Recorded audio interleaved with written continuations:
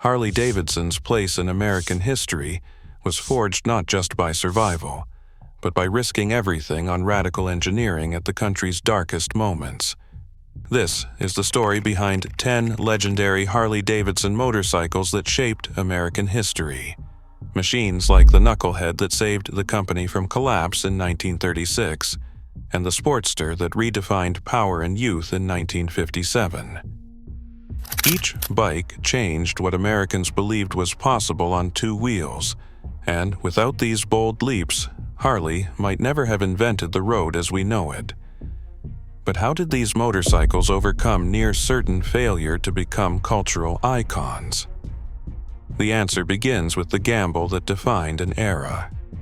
In 1936, Harley-Davidson faced a crossroads that threatened its very existence. The company's factories were running on hope and borrowed money, with the Great Depression still gripping the country. Inside the Milwaukee boardroom, engineers argued for a radical gamble: an overhead valve V-twin engine unlike anything Harley had built before. The result was the 61 cubic inch EL, instantly recognizable by its knuckle-shaped rocker covers, an engineering flourish that would give the bike its legendary nickname, the Knucklehead. Beneath the sculpted metal, the Knucklehead carried a recirculating oil system, a leap forward from the total loss setups of the past.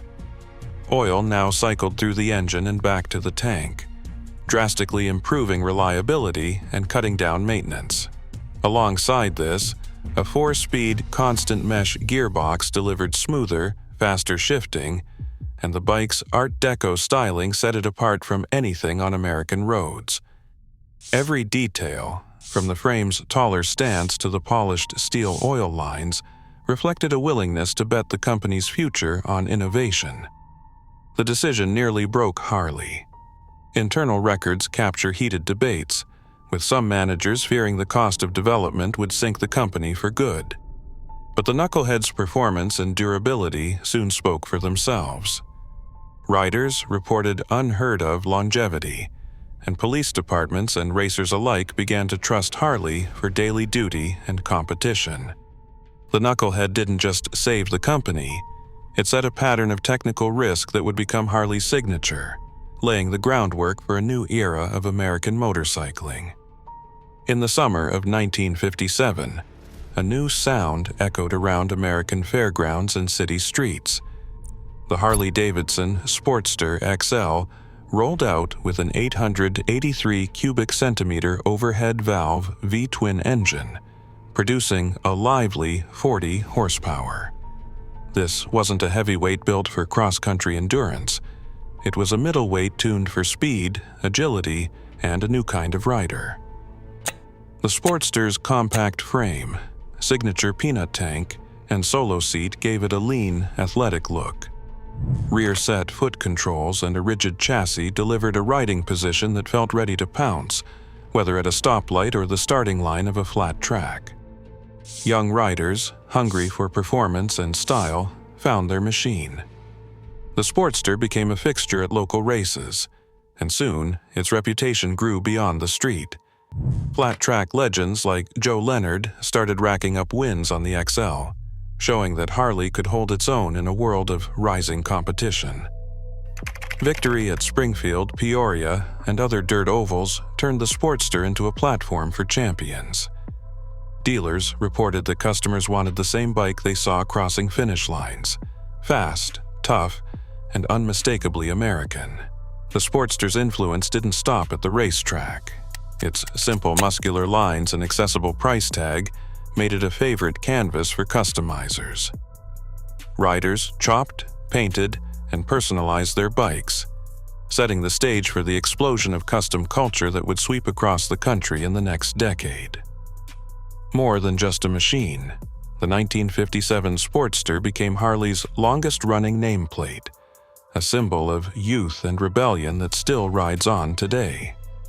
In 1971, Harley-Davidson unveiled something no one expected: a motorcycle that blended the raw attitude of custom street bikes with the muscle of a big twin. The FX Superglide drawn up by Willie G. Davidson, fused a Sportster's nimble front end with the sturdy backbone of a big twin frame.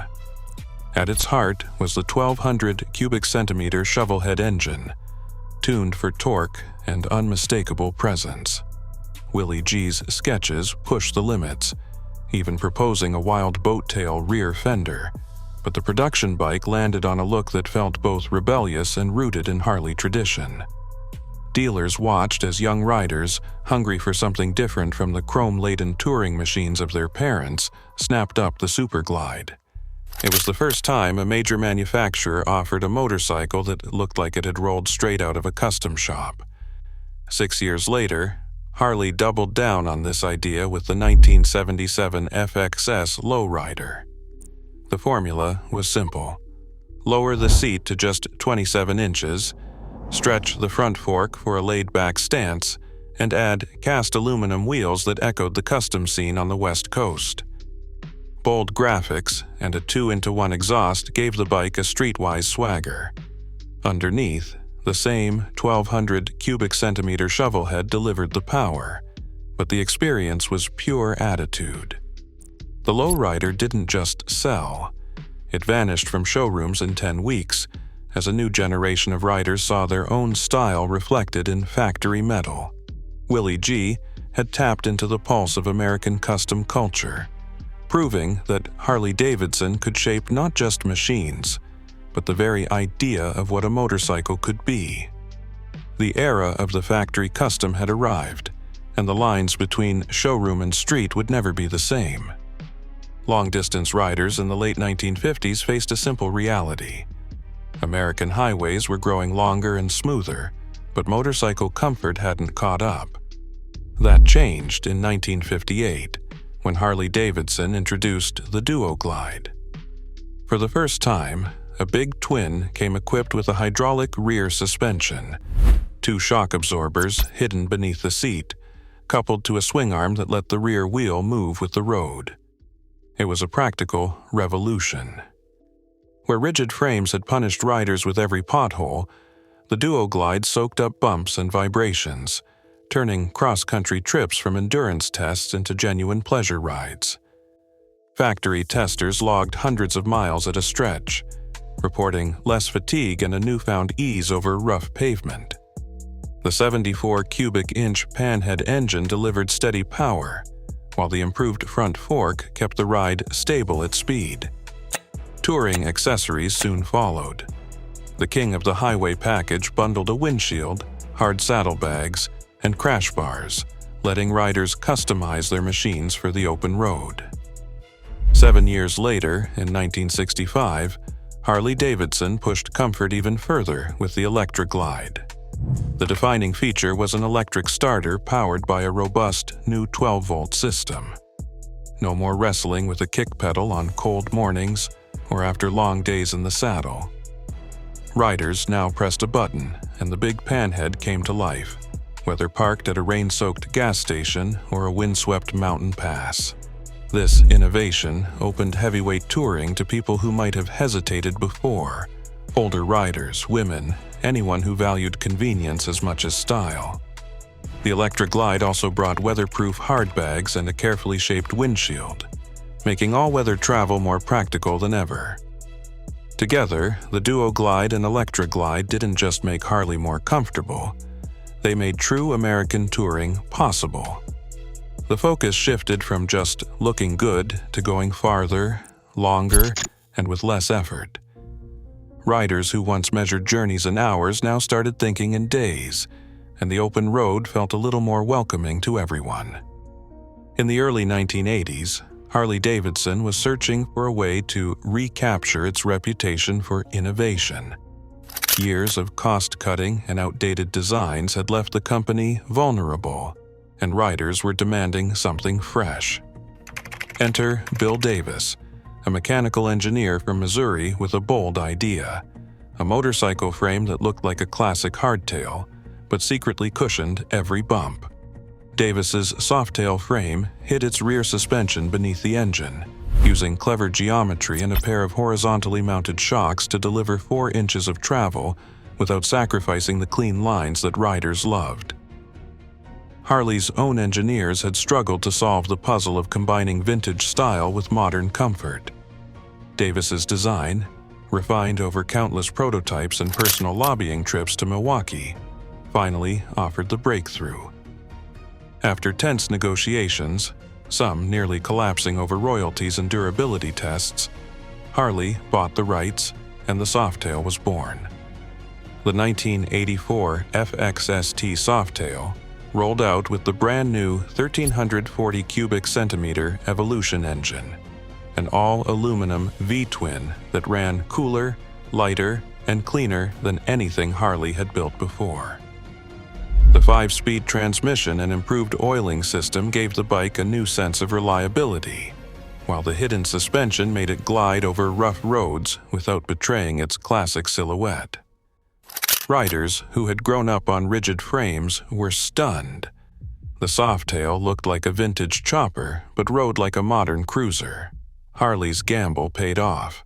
The Softail became a blueprint for the company's future, inspiring a new generation of cruisers and restoring faith in American motorcycle engineering. Bill Davis's vision, once dismissed as impossible, had delivered both comfort and credibility, setting the stage for Harley's next icons. On the front lines of World War II, the Harley-Davidson WLA earned its reputation not through legend, but through relentless, measurable endurance. Every WLA engine faced a 50-hour full-throttle test at the Milwaukee factory, overseen by Army inspectors who knew that failure meant more than a missed delivery. It meant risking lives at the front. The 45 cubic inch flathead V-twin, rated at 23 horsepower, was built for punishment. Triple-sealed electrics kept water and mud from shutting down the ignition, while a deep oil bath air cleaner let the bike breathe through the dust of North Africa and the grit of the Eastern Front. Dispatch riders, like Sergeant Johnny Isaacson, credited that air filter with keeping their engines running when sandstorms stopped everything else. In Europe, the blackout lighting system and leg shields let messengers slip through night roads and debris fields, while the WLA's reinforced frame and skid plate shrugged off impacts that would sideline lesser machines. Harley's wartime engineers designed the WLA for extremes. Low compression heads allowed it to run on any fuel Allied supply lines could muster, and high-mounted exhausts, paired with vented breathers, let the bike ford water up to 16 inches deep. Over 88,000 units rolled out for the U.S. and Allied armies. Motorpool logs recorded some bikes surviving more than 50,000 combat miles before coming home. Veterans recalled how the triple-sealed wiring meant they could ride through flooded roads or muddy fields without fear of stalling, and how the chunky tires and run-flat options kept them moving when the mission couldn't wait. The WLA was more than a tool of war. It was a test of Harley's promise. Every engine that survived those 50 hours on the bench proved it could survive the chaos of battle. That reliability, forged under fire, became a foundation for the trust American riders would place in the brand for generations to come. Patrol bikes face a different kind of endurance test, one measured not in miles of open highway, but in the daily grind of stop-and-go city streets, curb jumps, and endless hours idling in all weather. The 2012 Harley-Davidson Road King FLHR, especially in police trim, has become the modern benchmark for this kind of durability. At the heart of the Road King lies the 1,690 cubic centimeter twin-cam, 103 engine, tuned to deliver a muscular 100 foot-pounds of torque at 3,500 RPM. Electronic fuel injection ensures crisp throttle response, whether the day starts below freezing or in the heat of a southern summer. A 6-speed cruise drive transmission lets officers shift smoothly from city sprints to highway pursuits, while the air-adjustable rear suspension adapts to the weight of gear, radios, and a full day's work. Police fleet managers, men and women tasked with keeping hundreds of bikes on the road, track every breakdown, every oil change, every mile. Their records tell the real story. Road Kings regularly stay in service for more than 100,000 miles before major engine work is needed. Maintenance logs from departments like the LAPD and Florida Highway Patrol show bikes surviving years of patrol duty, with only routine service and predictable wear on clutches, brakes, and tires. One fleet supervisor described it plainly: "We run them hard. If a bike makes it past 100,000 miles with only scheduled maintenance, that's the gold standard. The Road King does it again and again." The Road King's longevity isn't just luck or tradition.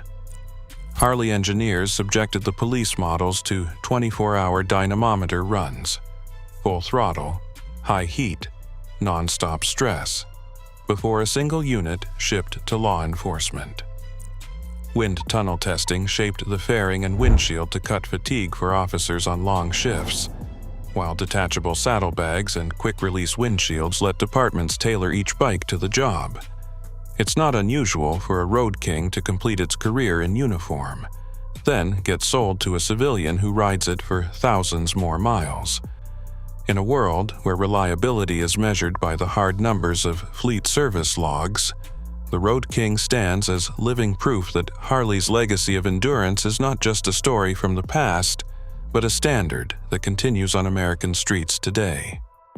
In 1990, the Harley-Davidson Fat Boy rolled onto the scene with a look and attitude that broke every rule in the book.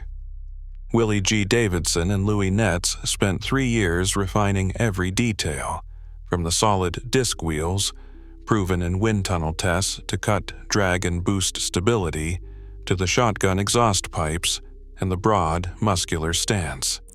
At its core, the Fat Boy carried the 1,340 cubic centimeter Evolution engine, each one run for 24 hours on a dynamometer before leaving the factory, a nod to the relentless reliability once demanded by police and military buyers. The hidden Softail suspension delivered 4.5 inches of travel while preserving the classic hardtail silhouette. But it was the paint that caught the world's eye. 7 painstaking layers of silver, inspired by the B-29 bomber, gave the Fat Boy a finish that shimmered like nothing else on the road. Willie G called it our B-29, a deliberate echo of American power and resilience. Harley took a gamble, building just 2,800 units for the first year, unsure if the radical styling would find an audience. Internal memos reveal anxious debates at headquarters, with some fearing the bike was too bold for traditional buyers. Then came the explosion. In 1991, Arnold Schwarzenegger rode a Fat Boy through the streets of Los Angeles in Terminator 2: Judgment Day. The machine's presence on screen was unmistakable. Solid wheels spinning, silver paint flashing under neon lights. The exhaust note a deep, mechanical growl. Within weeks of the film's release, Fat Boy sales doubled. Dealers ran out of stock. The motorcycle became an instant icon, not just in America, but around the world. For the first time, a Harley wasn't just a symbol of rebellion or tradition. It was a piece of pop culture, a star in its own right. The Fat Boy's blend of American engineering, bold design, and Hollywood magic capped a century of innovation, proving that a motorcycle could shape history, inspire legends, and capture the imagination of millions. In 1942 alone, over 90,000 Harley-Davidson WLA motorcycles were produced for military service, helping forge the brand's reputation for reliability under extreme conditions. This documentary has traced how bold engineering, like the 1936 Knucklehead's overhead valve engine and the 1984 Softail's hidden suspension, helped Harley-Davidson survive economic crises, lead technical innovation, and shape American motorcycling culture. While many factory archives and specific engineering records from the mid-20th century remain restricted or lost, the impact of these 10 motorcycles is clear in police fleet service logs, racing records, and global sales reports. Today, Harley's designs, from the Sportster's racing legacy to the Fat Boy's cinematic fame, continue to influence motorcycle engineering and popular culture. The facts show that these machines are not just vehicles. They are lasting benchmarks of American ingenuity and perseverance, recognized on roads and in history books around the world.